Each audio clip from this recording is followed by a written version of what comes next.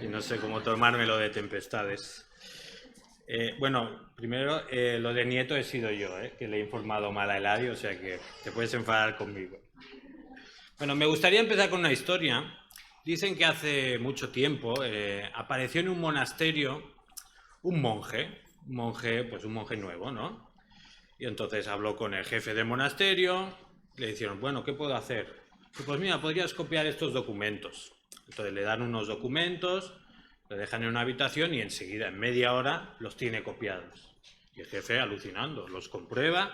¡Oh, qué bien!, ¿no? Bueno, mira, te vamos a dar estos documentos que son un poco más especiales, ves con cuidado con ellos y si puedes copiarlos, perfecto. Entonces se los da y nada, en una hora ya los tenía todos copiados y el jefe del monasterio estaba alucinando. Madre mía, este hombre es una máquina. Y entonces se acuerda de que abajo del todo, en el sótano, tienen unos documentos súper antiguos que vinieron, pues a saber de dónde vinieron, de la época casi de los padres de la iglesia, pero que los tenían guardados porque no querían que se estropearan. Pero piensa, vamos a darle a él que los copie y así pues y ya los tenemos más seguros. Entonces pues lo dejan ahí abajo en el sótano con una luz, copiando los documentos, solo estaba él, y pasa una hora, pasan 2 horas, pasan 3 horas y ahí ese hombre no aparece. Y el jefe pues se empieza a preocupar, porque eran documentos importantes. Entonces baja abajo y conforme está bajando empieza a escuchar como gritos de ¿por qué? ¿Por qué, Señor, lo has permitido esto? ¿Por qué? Y se van acercando y oyen como si estuviera dándose golpes en la cabeza con la pared y de repente oye, decía celebrar, no celibato. Bueno, espero que lo hayáis entendido. Uno de los errores es importante tener en cuenta y no tener malentendidos sobre lo que Dios quiere para nuestras vidas. Entender bien lo que Jesús enseñaba nos puede prevenir de cometer errores pues, en nuestro entendimiento que tengan consecuencias eternas. Y uno de los errores más habituales que cometemos en las iglesias es pensar como que hay 2 tipos de vida cristiana que se pueden vivir. Y eso es lo que encontráis en el título del boletín, ¿no? Discípulos o creyentes. Y a veces pensamos que hay estos 2 tipos de cristianos, ¿no? Por una parte, el que está así muy comprometido con el Señor, el que se entrega completamente, y luego pues está el creyente que vive a medias la fe, ¿no? A medio gas, que nunca acaba de comprometerse con todo con el Señor, porque siempre hay algo que le ata en el mundo. Si nos fijamos en las palabras de Jesús, en Mateo 28, al final de todo, cuando está comisionando a sus discípulos, a los apóstoles, ¿qué es lo que les dice? Id y haced discípulos. No les dice id y haced creyentes o id y haced convertidos, sino que dice id y haced discípulos. O sea que vemos claramente que Jesús pretendía hacer discípulos. Y esto lo vemos confirmado luego en el libro de Hechos, si lo estudiamos, vemos que la palabra discípulo o discípulos aparece 28 veces y siempre refiriéndose pues, a la gente que se convertía, a los que seguían a Jesús, eran discípulos. No se refería a los apóstoles, sino discípulo era un cristiano normal y corriente. Entonces, antes de seguir, me gustaría dejar claro que el ser discípulo es la única forma de seguimiento que Jesús tenía en mente. No hay más tipos de cristianismo. En el cielo solo van a haber discípulos. Y todos estamos llamados a ser discípulos de Jesús. Todos los que estamos en esta sala esta mañana estamos llamados a ser discípulos de Jesús. Y esta mañana me gustaría que pudiéramos ver algunas de las características que un discípulo muestra a la hora de responder al llamamiento de Jesús. Y lo vamos a hacer estudiando un pasaje en el libro de Lucas, capítulo 5, los versículos del 1 al 11. Lucas 5, 1 al 11. Y este pues es el conocido episodio de la pesca milagrosa. Supongo que algunos ya más o menos lo tenéis en mente. Lo voy a leer en la Nueva Versión Internacional. Dice así: Estaba Jesús a orillas del lago de Genesaret, y la gente lo apretujaba para escuchar el mensaje de Dios. Entonces vio 2 barcas que los pescadores habían dejado en la playa mientras lavaban las redes. Subió a una de las barcas que pertenecía a Simón y le pidió que la alejara un poco de la orilla. Luego se sentó y enseñaba a la gente desde la barca. Cuando acabó de hablar, le dijo a Simón: Lleva la barca hacia aguas más profundas y echad allí las redes para pescar. Maestro, hemos estado trabajando duro toda la noche y no hemos pescado nada, le contestó Simón. Pero, como tú me lo mandas, echaré las redes. Así lo hicieron, y recogieron una cantidad tan grande de peces que las redes se les rompían. Entonces llamaron por señas a los compañeros de la otra barca para que los ayudaran. Ellos se acercaron y llenaron tanto las 2 barcas que comenzaron a hundirse. Al ver esto, Simón Pedro cayó de rodillas delante de Jesús y le dijo: Apártate de mí, Señor, soy un pecador. Es que él y todos sus compañeros estaban asombrados ante la pesca que habían hecho, como también lo estaban Jacobo y Juan, hijos de Zebedeo, que eran socios de Simón. No temas, desde ahora serás pescador de hombres, le dijo Jesús a Simón. Así que llevaron las barcas a tierra y dejándolo todo, siguieron a Jesús. Vamos un poco a ver el contexto en el que estaba Jesús. Él, digamos que está en la primera mitad de su ministerio. En el capítulo anterior, él ha estado en el desierto, ha sido tentado por el diablo, ha salido del desierto, ha ido a Nazaret, que era su tierra, y allí pues predicaba, a la gente le gustaba lo que decía, pero llegaba a un punto que lo que decía era demasiado fuerte para ellos y pues casi que lo querían matar ya tan pronto.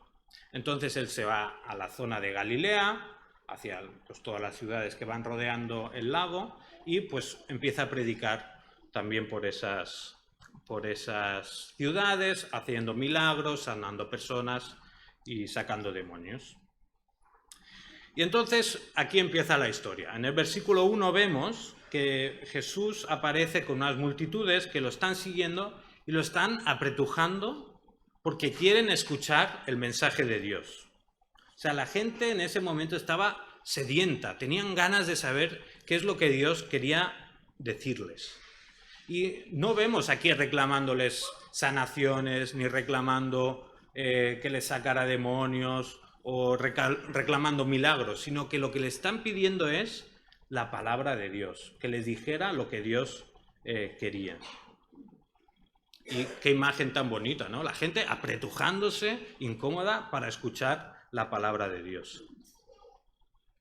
Entonces vemos que Jesús está rodeado de toda esta gente, pero, claro, ahí era difícil que todo el mundo le pudiera escuchar. Entonces ve 2 barcas en la orilla y pues se sube a una barca y le dice a Simón que la meta al mar para poder enseñar desde allí a la gente. Y entonces me gustaría que ahora, desde este pasaje en adelante, nos vayamos fijando primero en lo que Jesús va pidiendo a Pedro. Bueno, digo Pedro, pero es Simón o Simón Pedro. Es la misma persona, ¿vale? Y vamos fijándonos en lo que Jesús va pidiendo y también en lo que Simón va respondiendo a Jesús. Y empezamos por esta primera petición. Jesús le pide a Pedro que meta la barca en el mar. ¿Y qué hace Simón? Obedece, ¿no? Pues siguiente punto. Muy fácil. Cuando Jesús dice algo, ¿qué hace un discípulo? Obedecer, ¿no? Bueno, pero vamos a ver más detalles. ¿Qué estaba haciendo Simón cuando Jesús desciende? Cuando viene con las multitudes. ¿Qué decía el texto? Exacto. Estaban lavando las redes. Mirad, voy a hacer como el pastor hace a veces. Yo mira que me he traído. Una red. Bueno, esta red la compré este verano de vacaciones con mi familia Y mi ilusión era, en algún momento, poder ir a algún río con Clara y enseñarle a pescar peces o bichitos, ¿no?, que hubieran por ahí. Y la verdad es que pues la llevaba encima, la red. Pero ¿qué pasaba? Pasaban las semanas y no encontraba yo ningún río donde poder usar esta red. Hasta, y aquí tengo familiares que son testigos, que tenía esta red todo el día encima. Hasta que el último día de vacaciones con Sara, por un pueblo ahí en el Penedès, encontramos un río. Entonces, como yo la tenía en el coche, siempre preparada, fui al coche a buscarla, bajamos al río, entonces me pongo con Clara y bueno, la verdad es que en el río en sí no había mucha vida, era un río un poco triste, pero yo, mira, me daba igual. Yo, aunque fuera piedras, yo le enseñaba a pescar. Entonces me puse con Clara y pues nada, acabamos pescando pues 4 o 5 piedras, ¿vale? Y ya pues ya nos fuimos. Pues claro, antes de irme, vaciamos las piedras y ¿qué pasa? Pues que la red quedó sucia, ¿no? Entonces hice así, pues la red seguía sucia. Empecé a dar más golpes, pero la red seguía sucia. Era tan complicado lavar una red. Entonces tuve que ir a una fuente, tenía algas, mirad, de hecho, aún hay un trozo de alga, ¿vale? Tenía algas, tenía arenilla, tenía como piedras, ¿no? Y tuve que ir a la fuente y entretenerme a limpiar la red.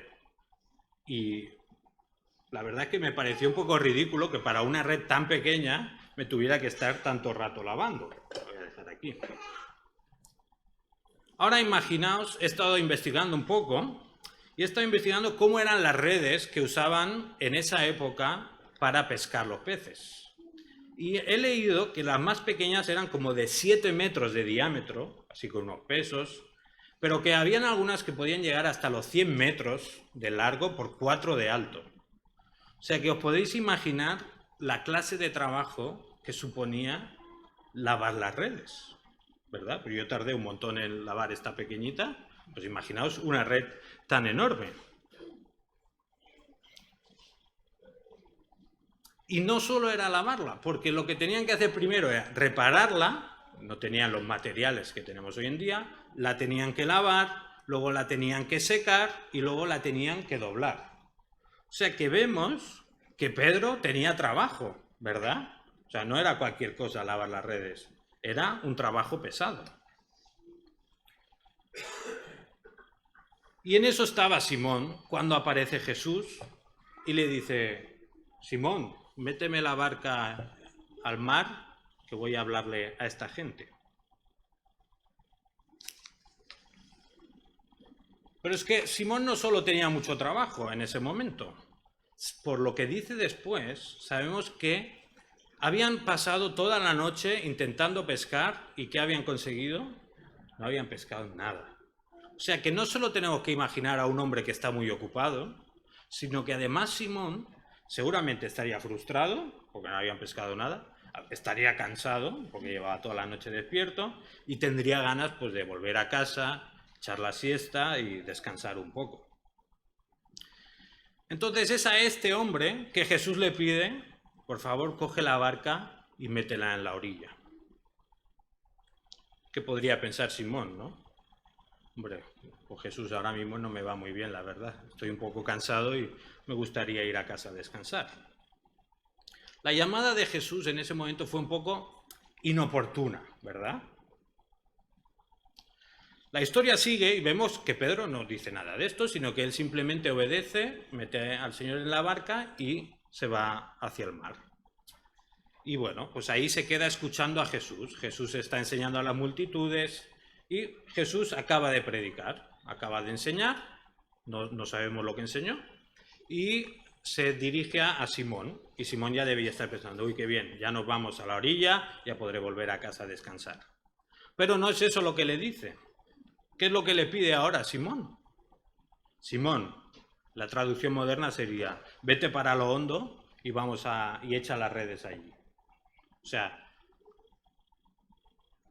coge la barca, en vez de ir a la orilla, vete para lo hondo y echa las redes para pescar. ¿Qué contestaríais vosotros en un momento como este? Yo no sé, me imagino algo como, a ver, Jesús, yo te quiero mucho, pero, ¿cómo que eche las redes para pescar? Primero, tú no sabes que yo me gano la vida pescando. Tú no sabes que llevo toda la noche intentando pescar y no he pescado nada. Además, ¿no sabes tú que de día no vamos a pescar nada porque los peces ven la luz y se van más al hondo y no vamos a pescar? ¿Qué me vienes a contar tú? Que eres un carpintero, con todo el respeto, señor, pero eres carpintero, de pescar no sabes gran cosa. Además, me está pidiendo que eche las redes que ya las tengo lavadas a medias. O sea, me está pidiendo que las vuelva a ensuciar para saber que no voy a pescar nada y luego volverlas a lavar y tardar más rato, ¿no? Podríamos pensar algo así. Pero, ¿qué es lo que responde Simón? Versículo 5. Maestro, hemos estado trabajando duro toda la noche y no hemos pescado nada. Pero como tú me lo mandas, echaré las redes. Qué respuesta tan madura, ¿eh? Además sabemos que Pedro tenía carácter, no era un... O sea, Pedro tenía su carácter.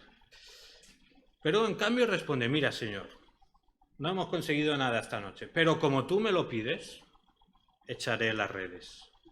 Aunque mi sentido común, mis conocimientos de pesca, mi experiencia personal me dicen que no voy a conseguir nada, como tú me lo pides, voy a echar las redes. Y aunque eso, Simón era un experto en la pesca, su fe en Jesús era mayor que su orgullo personal. Y aquí vemos a Simón respondiendo con fe. Como tú me lo mandas, echaré las redes. Y en el versículo 6 vemos que Simón hace caso a Jesús. Y vemos que meten la barca a lo profundo, echan las redes y entonces, ¿qué pasa? Sorpresa. Echan las redes, pero empiezan a notar como que ahí hay un poco de peso, ¿no? Y cada vez hay más peso. Y tanto peso que empiezan como a romperse las redes. Y deben estar alucinando. ¿Dónde estaban estos peces anoche? Empiezan a tirar, empiezan a meter a los peces en las barcas. Hay tantos peces que tienen que hacerle señas a los compañeros que estaban lejos para que vinieran con su barca y llenar también su barca de peces. Y dice que estaban las dos tan llenas que empezaban a hundirse. Yo creo que en la vida habían visto algo así. Imaginaos la alegría que debían sentir esos pescadores. Era la pesca de su vida. O sea, en la vida habían visto algo así. Y después de tanto trabajo inútil por la noche, de tanto esfuerzo, pues el Señor les había recompensado, ¿verdad? Y ya podían estar pensando, pues, María, haz las maletas que vamos a Marinador. O podían pensar que se iban a comprar un barco más grande para avanzar en su negocio, o podían comprarse una túnica nueva, ¿no? Sandalias de piel. Podrían haber pensado en todas estas cosas, pero no es lo que Simón y el resto parecen estar pensando. En el versículo 8 vemos que dice lo siguiente. Al ver esto, Simón Pedro cayó de rodillas delante de Jesús y le dijo, apártate de mí, Señor, soy un pecador. Vaya respuesta, ¿verdad? O sea, las redes se están rompiendo, las barcas se están hundiendo de la cantidad de peces que hay, y la reacción de Pedro es postrarse ante Jesús, llamarle Señor y pedirle que se aparte de él porque es pecador. Y aquí está ocurriendo algo que es clave en la vida de un discípulo. Por una parte, tenemos que Simón y los demás compañeros están reconociendo que lo que acaba de pasar no es normal. O sea, ellos han trabajado muchos años en la pesca y ellos saben que de día y en aguas profundas eso no lo iban a pescar. Eso, lo que acababa de ocurrir no era algo normal. Jesús tenía que ser alguien especial. Jesús era claramente alguien que venía de parte de Dios. Eso es por una parte, pero por otra parte también vemos que Pedro está reconociendo su maldad. Y él es tan consciente de que es pecador, que es que no merece estar cerca de alguien tan puro y tan santo como es Jesús. La vida que ha vivido hasta entonces es como un motivo de vergüenza para él y esa vida le obliga a alejarse de Jesús, a pedirle que se aparte de él. Pero entonces encontramos en Jesús una respuesta maravillosa. Después de la autohumillación de Pedro, Jesús le contesta con estas palabras: no temas, desde ahora serás pescador de hombres. ¿Cómo? Simón, esa persona tan pecadora, iba a ser pescador de hombres. Esta persona tan pecadora iba a trabajar codo con Jesús, con el mismo Dios. Yo no creo que Pedro llegara a entender completamente lo que iba a significar esa frase para el resto de su vida, pero sí que entendió lo suficiente para saber qué es lo que tenía que hacer a continuación. Y eso es lo que vemos en el versículo 11. Así que llevaron las barcas a tierra y dejándolo todo, siguieron a Jesús. Qué afirmación tan impresionante, ¿verdad? Dejándolo todo, siguieron a Jesús. ¿Qué estaban dejando atrás? Pues estaban dejando atrás la pesca más grande de su vida. Y con esa pesca, pues podrían haber avanzado en su vida mucho. Podrían haber tenido una vida mucho mejor durante mucho tiempo. Y ellos podrían haber escogido quedarse con esta pesca. Habría sido lícito para ellos. Pero en cambio lo que Jesús les ofrecía era algo mucho mejor. Y dejándolo todo, le siguieron. Ahora, esto es impresionante. Y tenemos que estar felices y alegres de que ellos hicieran esto. Pero tampoco tenemos que tener ideas románticas o dramáticas sobre lo que es este llamamiento. Cuando leemos esta historia de la barca o cuando leemos, por ejemplo, la de Mateo, que Jesús le llama, ¿no? Y se levanta de la mesa, lo deja todo y le sigue, no tenemos que pensar que estaban siguiendo a un desconocido. No tenemos que pensar como que yo estoy trabajando, de repente aparece alguien y me dice, sígueme, y yo lo dejo todo y sigo al desconocido. Los discípulos, a Pedro, Simón, Andrés, etc., y los otros, ya habían tenido algún contacto con Jesús. Lo vemos en Juan, lo vemos en Mateo, lo vemos en varios sitios, como ellos ya estaban, de alguna manera, siguiendo a Jesús. No lo estaban haciendo de una forma tan directa, no habían dejado sus trabajos o sus familias todavía, porque estaban aún en la fase de ver lo que hacía Jesús. Estaban siendo espectadores. Entonces le acompañaban algunas cosas, veían sus milagros, escuchaban lo que predicaban, pero luego pues, seguían con sus vidas. Este llamamiento lo que hace es llamarles a una segunda fase de su entrenamiento para ser los apóstoles, que es ya lo dejan todo, dejan sus familias, dejan su trabajo y pasan a vivir con Jesús. Luego vendrá la tercera fase, que es cuando ya Jesús escoge a los 12 apóstoles y ya va cumpliendo más el propósito que tenía con ellos.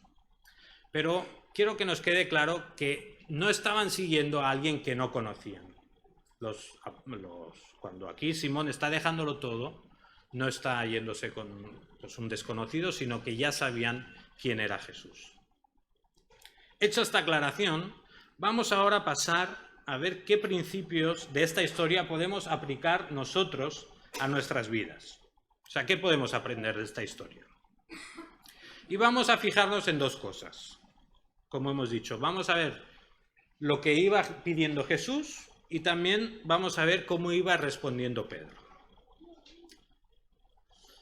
En primer lugar, vemos que la llamada de Jesús es inoportuna. En el caso de Simón y sus compañeros, pues ellos estaban ocupados, ¿verdad? Tenían muchísimo trabajo y estaban cansados. No era el momento adecuado para que Jesús viniera y les pidiera algo. Y de la misma manera, Jesús te puede estar llamando a ti o a tu entorno, aunque quizá no sea el momento más adecuado de tu vida. Quizá ahora estás sin trabajo, o quizá tienes niños pequeños, Quizá no tienes un piso todavía o quizá pues no tienes mucho tiempo libre. Pero aún así Jesús te llama a que le sigas a pesar de tus circunstancias. Y por favor, no pienses que tu respuesta en el futuro va a ser diferente que la que estás dando ahora. Si ahora le estás diciendo que no a Jesús, lo más probable es que más adelante aún tengas más motivos para decirle a Jesús que no le puedes seguir. En segundo lugar, podemos ver que la llamada de Jesús no solo es inoportuna, sino que además también es incómoda. Para Pedro y sus compañeros suponía más trabajo hacer caso a lo que Jesús les estaba pidiendo. Meter la barca, volver a ensuciar las redes, volver a lavarlas, todo eso suponía un esfuerzo extra, o sea, un sacrificio. Y lo mismo es para nosotros. Seguir a Jesús significa no uno, muchos sacrificios constantemente. Seguir a Jesús te va a complicar la vida. Y esto, por favor, que os quede bien claro a todo el mundo. Ser discípulo de Jesús es más difícil que no serlo. No debemos engañar a nadie y prometer una vida fácil en Jesús. Ser discípulo de Jesús es más difícil que no serlo. En tercer lugar, vemos que la llamada de Jesús no es sin promesa. Jesús no llama por llamar y Jesús no llama sin involucrarse él personalmente. Cuando Jesús llama a Simón Pedro, le está diciendo dos cosas. Primero le dice, ¿qué le dice? ¿Qué es lo primero que le dice? No temas. Vale, y luego le dice, yo te haré, serás pescador de hombres. Jesús sabe que el llamado que él hace es difícil, que es radical y que puede dar como vértigo. Jesús es consciente de nuestras debilidades y de nuestras carencias, pero aún así, él decide llamarnos a servirle. Y Jesús nos dice que no temamos, que confiemos en él. Y además, Jesús se involucra en la vida de la persona a la que llama. Porque cuando le dice a Pedro, serás pescador de hombres, queda implícito el hecho de que Jesús lo va a convertir en pescador de hombres. Porque Simón era un pescador de peces. Entonces, no era un pescador de hombres. Jesús lo va a hacer un pescador de hombres. Pero para llegar a ser ese pescador de hombres, primero que tenía que ser transformado. Y eso es en lo que Jesús se implica, en transformarnos para servirle. Él simplemente no nos llama a servirle, sino que se involucra en el proceso. Y el Señor te está diciendo hoy a ti lo mismo. No temas, yo voy a hacer de ti un pescador de hombres. Y quizá, igual que Pedro, piensas que es mejor que Jesús sea parte de ti, porque eres un gran pecador. Quizá piensas que, no, Jesús, a mí no me llames porque yo ya estoy muy perdido.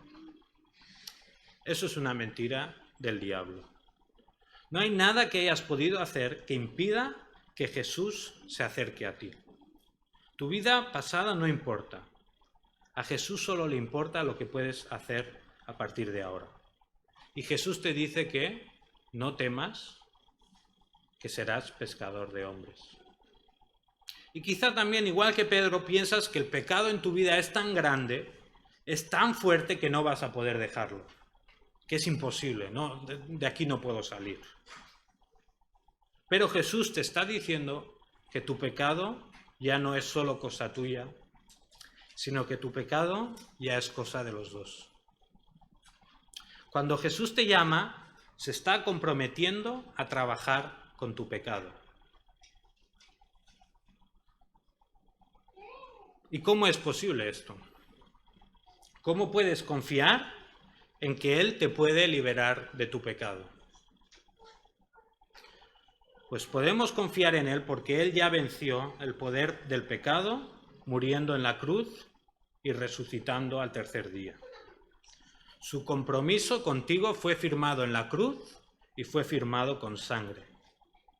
Cuando Él sufrió en su propia persona el infierno que tú y yo deberíamos haber sufrido. Si sigues a Jesús, tú ya no estás solo. Ya no tienes que luchar tú solo contra el pecado. Si le sigues, Jesús está contigo. Y Él es poderoso para hacer mucho más de lo que puedes imaginar. Por otro lado, vemos en Pedro lo que son las respuestas que un discípulo da al llamamiento de Jesús. Y estas respuestas nos pueden servir a nosotros para saber si realmente estamos siendo discípulos de Jesús o no. En primer lugar, cuando la llamada de Jesús es inoportuna, la respuesta apropiada es obedecer a Jesús, a pesar de nuestras circunstancias. En ningún momento vemos en el pasaje que Pedro se queje, que Pedro diga estoy muy cansado, sino que al revés. Él simplemente obedece lo que el Señor le ha dicho. ¿Y puedes decir tú lo mismo en tu vida? ¿Estás obedeciendo? Jesús en Juan 14:21 dice lo siguiente: ¿quién es el que me ama? El que hace suyos mis mandamientos y los obedece. Entonces, ¿quieres saber si eres un discípulo de Jesús? Fácil, contesta esta pregunta. ¿Estás obedeciendo sus mandamientos? Si no es así, puedes descartar automáticamente el hecho de que seas un discípulo de Jesús. Si no obedeces sus mandamientos, tú no amas a Jesús. En segundo lugar, cuando la llamada de Jesús es incómoda, es difícil, la respuesta de un discípulo es actuar con fe. Cuando Jesús le dice a Pedro que vaya a lo profundo y que tire las redes, Pedro tiene fe y aunque su sentido común, aunque su cansancio, aunque su sueño le dice no, dile que no y vamos para casa, él actúa con fe y dice, como tú lo mandas, así yo echaré las redes. Señor, aunque no lo veo claro, aunque no creo que esto vaya a ir bien, aunque creo que no es lo mejor, aunque me supone un esfuerzo extra, como tú me lo mandas, echaré las redes. Y es fácil tener fe, pues cuando Jesús te pide lo que te gusta. Es fácil tener fe cuando pues, no nos supone un sacrificio. La verdadera fe se demuestra cuando las cosas van mal, cuando estamos cansados o cuando no tenemos todo claro. Como tú me lo mandas, echaré las redes. La respuesta de un discípulo es actuar con fe. Y no basta solo con cumplir una serie de mandamientos, como decíamos en el punto anterior, porque hasta los fariseos se hartaban de cumplir mandamientos. No es solo cumplir mandamientos, sino que es actuar y vivir con fe. Entonces, pregúntate esto. ¿Tienes tú fe en Jesucristo? Cuando no ves las cosas claras, cuando parece que el Señor te pide algo muy difícil o algo que no te gusta, ¿actúas con fe? Si no actúas con fe, puedes automáticamente descartarte como un discípulo. Y en tercer lugar, cuando Jesús te dice que no temas y que va a transformarte, ¿cuál es la respuesta de un discípulo? Dejarlo todo y seguir a Jesucristo. Un discípulo lo deja todo. Y ahora, paréntesis, dejarlo todo no significa necesariamente pues, dejar tu trabajo, dejar tu familia, irte a otro país a predicar el Evangelio o cosas de estas. El Señor a veces escoge a personas para que se dediquen exclusivamente a hacer cosas suyas, pero el Señor nos llama a todos a ser discípulos. Entonces, dejarlo todo no siempre significa dejar tu trabajo, tu familia, etc. ¿Vale? Cuando el Señor dice que lo dejemos todo, significa que ya no vivimos para nosotros mismos. Ya no vivimos para ser felices o para hacer lo que nos gusta, sino que vivimos para hacer lo que le gusta a Dios. Ahora, tampoco te engañes. Dejarlo todo también implica dejar cosas materiales o cosas que nos encantan. A veces dejarlo todo puede significar dejar una relación amorosa o una amistad que sé que a Dios no le gusta. Dejarlo todo puede implicar que toda mi familia se ponga en mi contra. A veces también implica renunciar a los sueños que he tenido toda mi vida, a estar mejor en la vida, pero también puede significar cosas más triviales. Dejarlo todo quizá puede significar cambiar de vestuario y que me vean menos guapo o menos guapa. Quizá significa que tengo que manejar el dinero de otra forma o que tengo que dejar algunos vicios o algunas cosas que a Dios no le gustan. ¿Has dejado todo para seguir a Jesús? ¿Qué te falta? Cuando hemos empezado este episodio hemos visto qué hacían los discípulos. Estaban lavando las redes. ¿Y por qué lavaban las redes? Bueno, porque estaban sucias, sí. Pero ¿cuál era el motivo más grande? Lavaban las redes porque las necesitaban para seguir viviendo. Era su forma de vida. Estaban lavando las redes porque eso era lo que las mantenía. Y cuidar las redes era cuidar su propia vida. Cuidar las redes era mantenerse para seguir igual. En cambio, cuando acaba el episodio, ¿qué han hecho? Han dejado las redes para seguir a Jesús. Y eso es lo mismo que Jesús nos dice en Mateo 16:25, por ejemplo. Porque el que quiera salvar su vida, la perderá. Pero el que pierda su vida por mi causa, la encontrará. ¿Cuáles son tus redes? ¿Qué te impide dejarlo todo y seguir a Jesucristo? ¿Qué te impide ser un discípulo? Responder afirmativamente al llamado de Jesús implica tener una vida menos cómoda, menos tiempo libre, menos ocio, menos descanso, menor salud a veces, menos. ¿Estás dispuesto tú a tener una vida peor por amor a Jesús? ¿De verdad estás dispuesto a tener una vida más incómoda por seguir a Jesús? Como decíamos antes, los discípulos no siguieron a ciegas a Jesús. Ellos sabían que dejarlo todo y seguirle iba a implicar muchas renuncias. Y lo cierto es que Jesús siempre animaba a todo el mundo que lo escuchaba a calcular el coste de seguirle. En Lucas 14:25, ya acabaremos con esto, dice lo siguiente. Lucas 14:25 en adelante. Grandes multitudes seguían a Jesús, y él se volvió y les dijo: si alguno viene a mí y no sacrifica el amor a su padre y a su madre, a su esposa y a sus hijos, a sus hermanos y a sus hermanas, y aún a su propia vida, no puede ser mi discípulo. El que no carga su cruz y me sigue, no puede ser mi discípulo. Y a continuación lo explica con dos parábolas. Y la primera va sobre un constructor que quiere hacer una torre y dice, ¿qué tiene que hacer el constructor? Pues sentarse, calcular si tiene el dinero, calcular si tiene el tiempo, los materiales, el espacio para poder construir la torre. Entonces, si ya calcula y ve que no la puede construir, ¿qué va a hacer? Pues nada, no la construye y ya está. Jesús está diciendo que calculemos lo que cuesta seguirle. Y después lo explica con otra parábola. Y esta va sobre un rey. Y es un rey al que se le presenta una guerra. y su enemigo tiene 20.000 hombres y él solo tiene 10.000. Entonces, ¿qué debe hacer el rey en ese caso?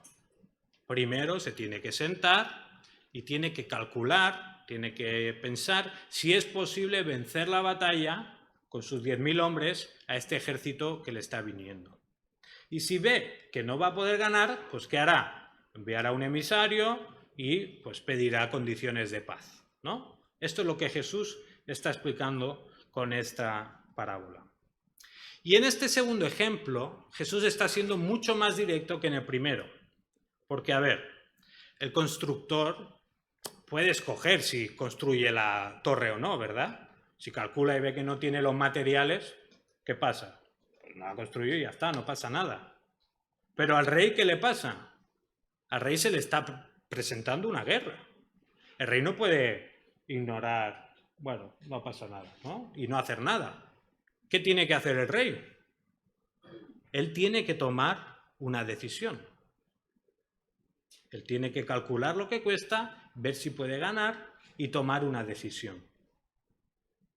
Y en la posición en la que está este rey es en la que estás tú. Tú eres el rey con este ejército tan pequeño. Tú eres el rey de tu vida y tú haces lo que quieres con tu vida y nadie te puede decir nada. Pero a tus dominios, a tu vida, se está acercando un rey mucho más poderoso. Un rey con un ejército increíble, un rey espectacular. Ese rey es Jesucristo. Y sobre papel está claro quién va a ganar. Jesucristo es mucho más poderoso, Jesucristo va a vencer. Él va a volver. Pero aún así, tú tienes que tomar una decisión.